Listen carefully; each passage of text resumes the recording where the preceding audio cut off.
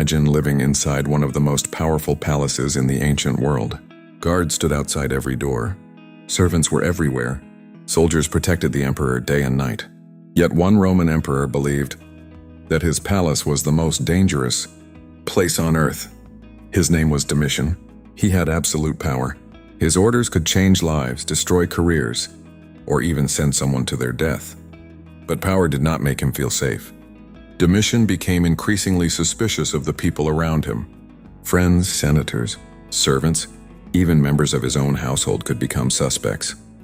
Every quiet conversation seemed suspicious. Every secret meeting could be a conspiracy, and every shadow in the palace could hide an enemy. The strange thing was that Domitian had surrounded himself with protection. But the more powerful he became, the more alone he felt. And eventually, his fear would become the very thing that placed his life in danger. Domitian became Roman emperor in AD 81. At first, he appeared confident and powerful. He strengthened the empire, built impressive monuments, and demanded that people treat him with extraordinary respect. But behind the public image was a growing obsession with betrayal. Roman politics was dangerous.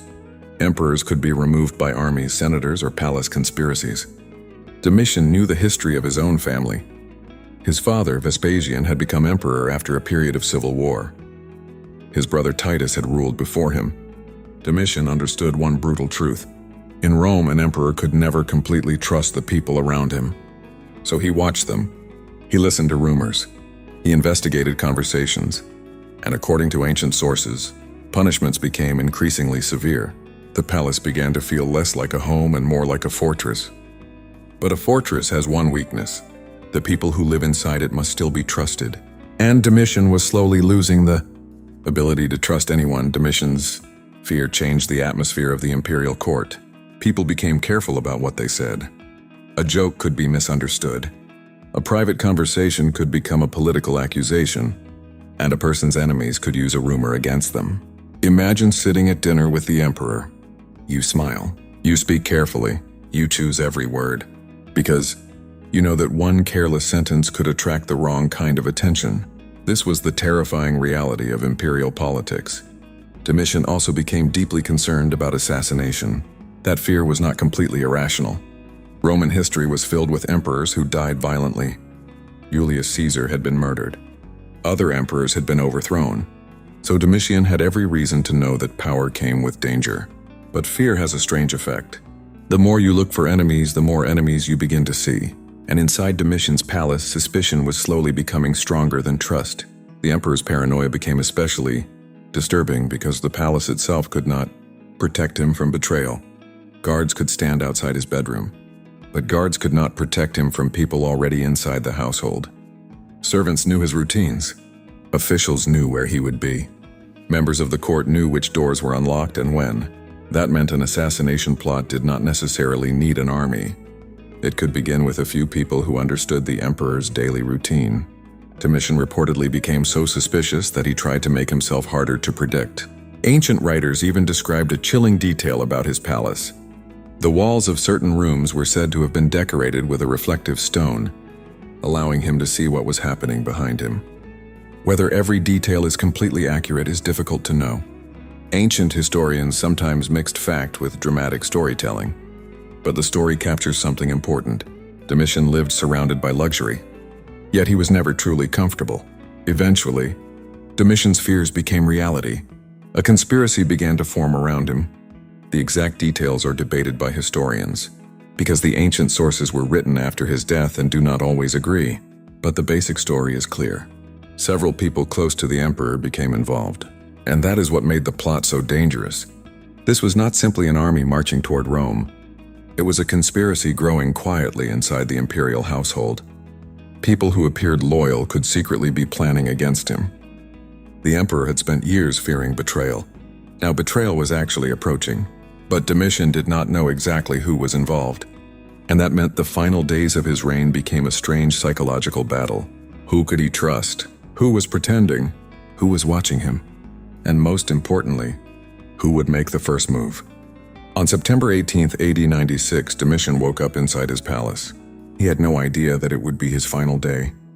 According to the ancient historian Suetonius, The emperor had received a warning about the date of his death, but he reportedly did not understand the warning correctly.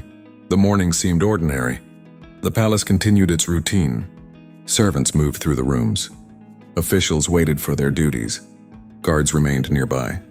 But somewhere inside that seemingly peaceful world, the conspiracy was already moving. The frightening part was that Domitian was not walking into an obvious battlefield.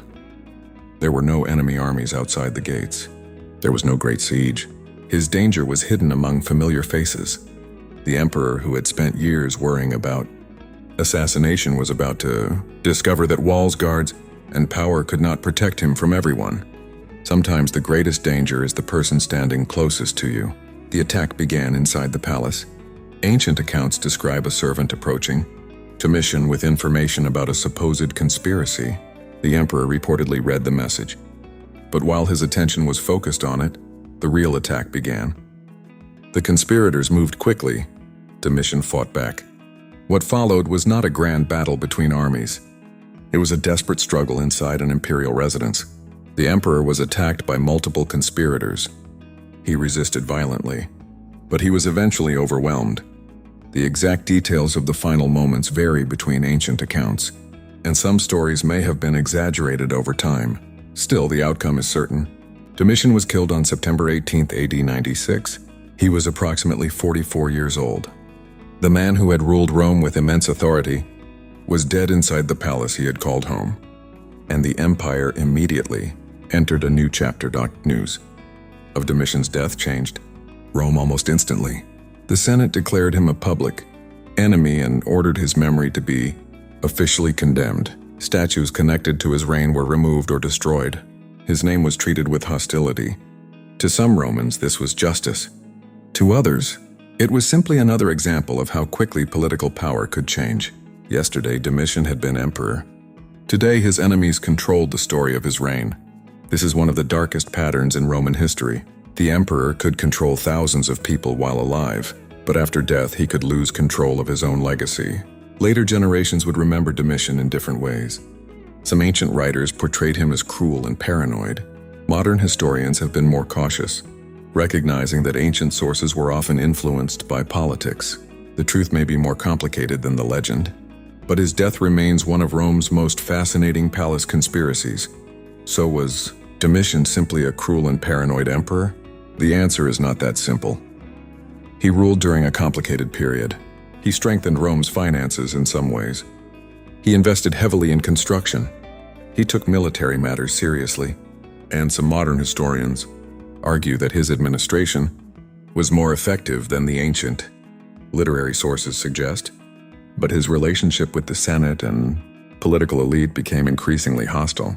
His fear of conspiracy may have been partly shaped by the dangerous world he lived in. In Rome, emperors really could be murdered. Generals really could turn against rulers. Political rivals really could organize secret plots.